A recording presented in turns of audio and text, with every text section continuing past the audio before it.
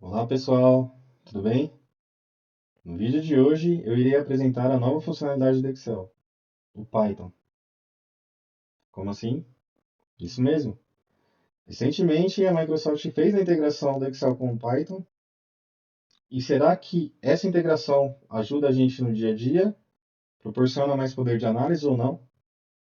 Vamos ver. Para quem está liberado o pacote Python do Excel? A princípio somente para usuários beta, está em versão de teste. Você faz um cadastro no site da Microsoft e aguarda a liberação. Eu fiz essa solicitação 3 semanas atrás e só tive o retorno no início da semana. Existe uma interna discussão se o Python vai substituir o Excel ou se já substituiu o Excel. Basicamente, o Excel está adotando a estratégia. Se você não pode ir com ele, junte-se a ele. E quais são os pacotes que estão liberados do Python? Somente os pacotes pertencentes ao Anaconda. O que é isso? Basicamente, são as ferramentas mais utilizadas pelos analistas de dados e cientistas de dados. Existem algumas condições, por exemplo, escrever o código Python segue exatamente a sequência de cima para baixo e da esquerda para a direita. Se você tenta fazer a escrita em qualquer outra ordem, não funciona. E eu irei mostrar um breve exemplo da gente utilizando a inteligência artificial para cálculo de score de crédito de clientes no Excel. Eu tenho uma base de clientes com informações referente à idade, profissão, salário, investimento, taxa de juros, dos empréstimos, quantidade de cartões, várias informações. E a ideia é que o computador analise essas informações e crie um modelo que vai conseguir prever qual será o score de crédito dos clientes que serão adicionados, dos novos clientes. Então, eu tenho classificação de score de crédito bom, padrão ou ruim. E basicamente a inteligência artificial, baseado nas informações dos clientes, vai fazer essa previsão. Isso é o que nós chamamos de machine learning. Primeiramente, quando o pacote Python é liberado, na guia Fórmulas aparece um novo quadro. E esse novo quadro está como versão prévia. No botão Inserir Python, quando nós clicamos nele, a barra de fórmulas que antes tinha um fx muda para py. E ao lado aparece duas informações de saída, ou objeto Python ou valor do Excel. Basicamente, todo Python é construído, é orientado via objeto. Eu irei mostrar a diferença de um objeto Python para um valor de Excel. Essa guia diagnóstico é onde aparece todo o código executado. Por exemplo, no meu primeiro código, Olá Mundo. Olá Mundo normalmente é a primeira palavra utilizada para os aprendizes de programação. Normalmente, num código de programação, uma maneira de demonstrar a execução ou o resultado do código é print, você utilizando o comando print, ou display. No Excel não é necessário. Então, por exemplo, no primeiro código que eu escrevi, Olá Mundo, não aparece nada na célula, e no segundo, como se fosse uma expressão comum do Excel, entre aspas, uma string comum, aparece Olá Mundo.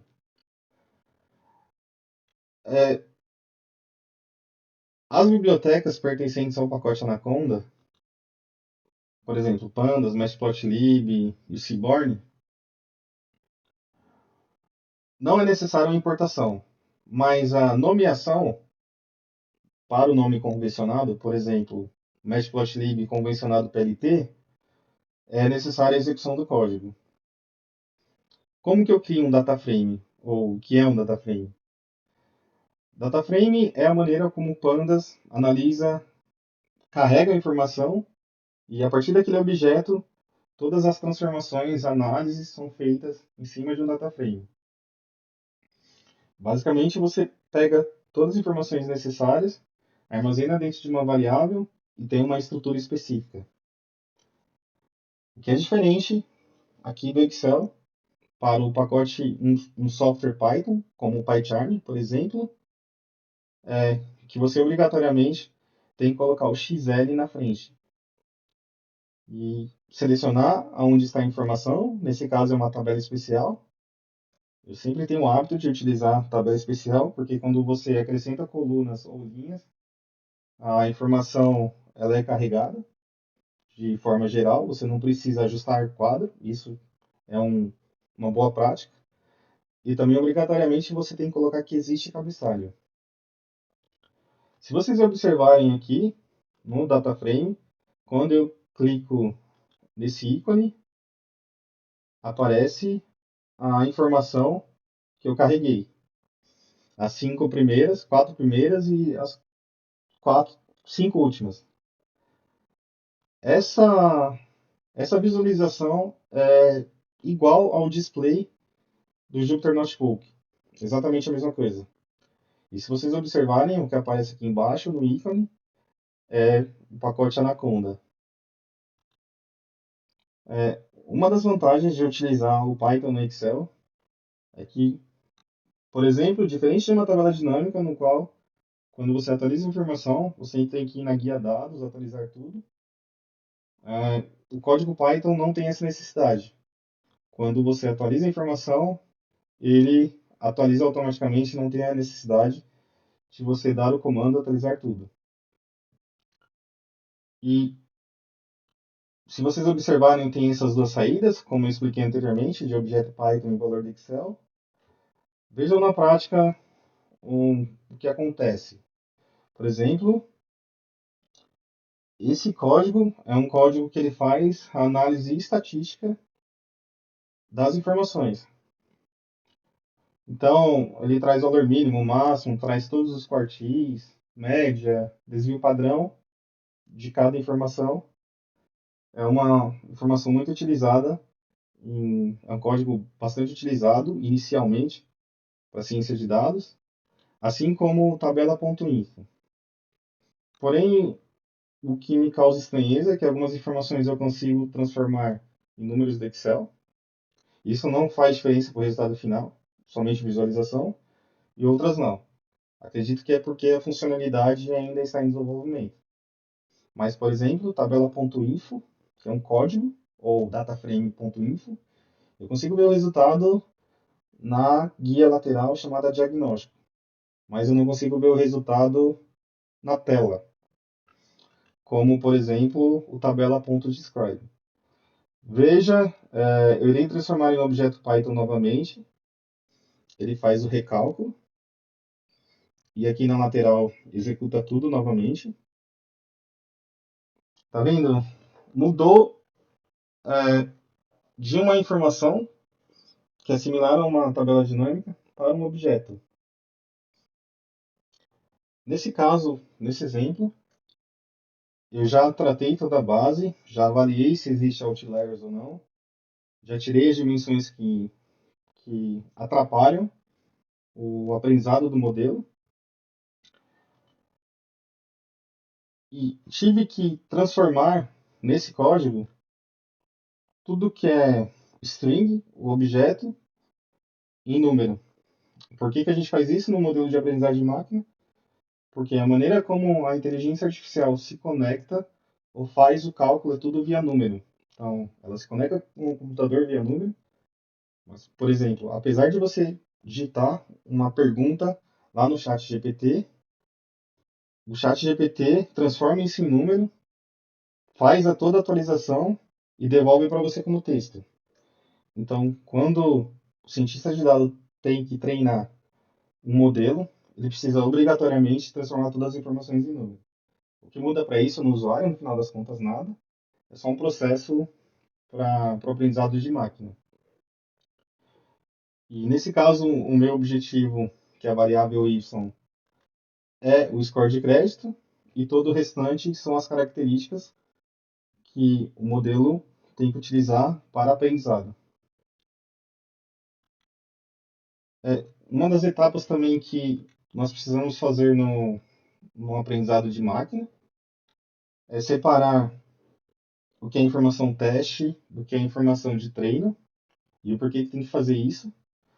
Basicamente, de 100% da sua base, eu costumo separar 70% para treino, que é o modelo ficar treinando, se o que ele aprendeu está funcionando, ali 70%, e em 30% das informações é o teste, que é realmente a prova real, se o que ele aprendeu anteriormente está funcionando ou não. Nesse exemplo aqui, eu estou utilizando somente dois modelos, o modelo de árvore de decisão e o modelo KNN. Esses são modelos classificatórios. Se vocês tiverem a oportunidade, existe um site chamado Akinator. Ele utiliza o modelo de árvore de decisão por trás. O que significa? Ele faz um jogo com você, pede para você adivinhar ou pensar em um personagem e ele vai fazendo perguntas. E aí, depois de uma determinada quantidade de perguntas, ele te dá a resposta de qual é o personagem que você estava em mente. Muito legal. Basicamente é isso que o modelo de árvore de decisão ou de classificação faz. E o modelo KNN, basicamente, ele separa as informações por grupos e é como se, por exemplo, você morasse num bairro ou numa comunidade que tem uma certa quantidade de intenção a voto, como por exemplo, a um determinado partido. Então o modelo classifica você em algum grupo e fala que provavelmente você, pertencente a esse grupo, tem esse comportamento. De uma forma simplista, mas é basicamente isso que o modelo faz. Então, o que eu estou fazendo? Eu estou fazendo o Excel, treinar esses dois modelos para ver qual que é a acurácia. E no final das contas, o que eu percebi é que a acurácia da árvore de decisão ela é superior ao modelo KNN. Então, eu utilizei esse modelo para construir a inteligência artificial. Depois que eu construí essa inteligência artificial, eu testei isso nos novos clientes. Aqui eu tenho 3 clientes, por exemplo, com características diferentes. Por exemplo, o primeiro é empresário com um salário anual de 19 mil, segundo advogado, terceiro empresário. E mais informações aqui. Então a máquina, o que ela fez, a inteligência artificial, classificou o primeiro como score de crédito ruim, o segundo com score de crédito bom e o terceiro com score de crédito padrão. Isso é o mesmo em que os bancos digitais utilizam para identificar se uma transação é fraude ou não. Tem um modelo de inteligência artificial por trás que está todo o tempo analisando se aquela transação tem características de fraude ou não. Por isso que acontece às vezes de bloquear uma transação, mas é por conta que tem um modelo por trás trabalhando. Então veja, isso é um modelo preditivo. O Excel ele não tinha essa opção anteriormente. O que o Excel tinha de opção era análise de dados, você conseguir calcular um modelo de regressão, mas por exemplo, esse caso não é um modelo de regressão, é um modelo de classificação, e um modelo de regressão linear, era o que o Excel tinha disponível. E ele não utilizava um aprendizado de máquina. Nesse caso, é uma inteligência artificial que a cada dado que vai entrando, ela toma uma decisão. E isso é bem bacana, é uma ferramenta que nós não tínhamos antes. Não tinha a opção de fazer isso no Excel, somente em softwares. E acredito que vai ajudar muito para relatórios, principalmente pontuais.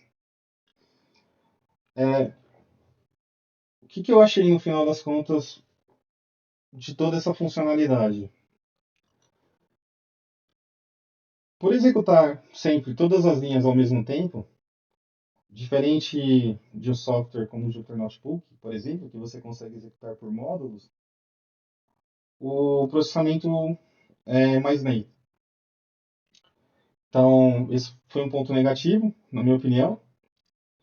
E também, uma das maiores vantagens de utilizar o Python é poder fazer um web scraping e tratar a informação de forma muito rápida, porque o Python tem uma grande capacidade de processamento.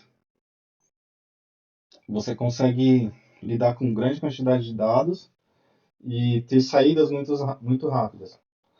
O Excel, por mais que o Power Query, e eu estou falando do Power Query, não estou falando de uma planilha comum, estou falando de uma consulta, por mais que o processamento ou a utilidade, o uso da memória seja baixo, ainda assim o Excel tem um limite de quantidade de informações.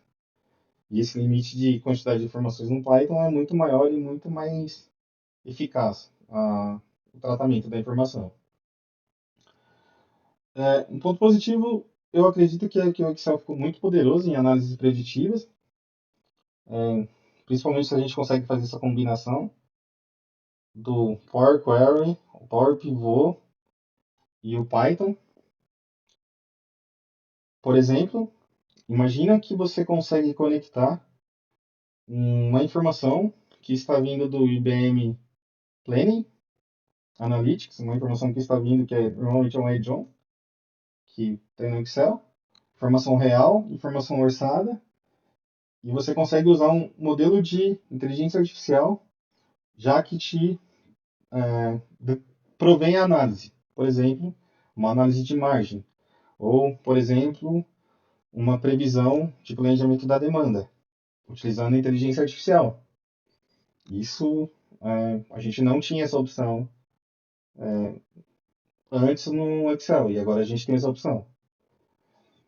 Algumas bibliotecas também não estão disponíveis como o TK-Inter, que são bibliotecas que fazem interface, que ajudam na interface com o usuário. Então, eu não sei se é porque está em desenvolvimento, mas acredito que algumas bibliotecas serão adicionadas nessa utilidade. Então, eu acredito que quando você trabalha com uma grande quantidade de informação, o fluxo ideal é você utiliza o Python como ETL, e aí do Python você consegue enviar para o Excel ou para um Power BI direto, ou para uma base SQL, mas fica muito mais performático quando nós falamos de uma grande quantidade de informação. Porém, quando a gente fala de relatórios ad hoc, por exemplo, relatórios que são pontuais, normalmente é uma questão de negócio pontual que você precisa responder, que é atípica, que não é tão comum do processo, você precisa fazer uma análise rápida, aí sim o Excel ficou muito poderoso agora, extremamente poderoso, porque tem o Python, que ajuda com previsão, principalmente, e isso é a principal arma de cientista de dados, apesar que a maior parte do trabalho de um cientista de dados é a transformação da informação, o data cleaning, a gente conseguir identificar, entender o negócio, identificar o que faz sentido para o treino do modelo ou não, então esse é o principal trabalho. A criação do algoritmo é só a cereja do bolo, mas eu acredito que para relatórios ad hoc, relatórios rápidos, o Excel ficou extremamente poderoso. Se surgirem novas bibliotecas, eu irei postar novos vídeos. E comentem aqui se você gostou ou não. E muito obrigado.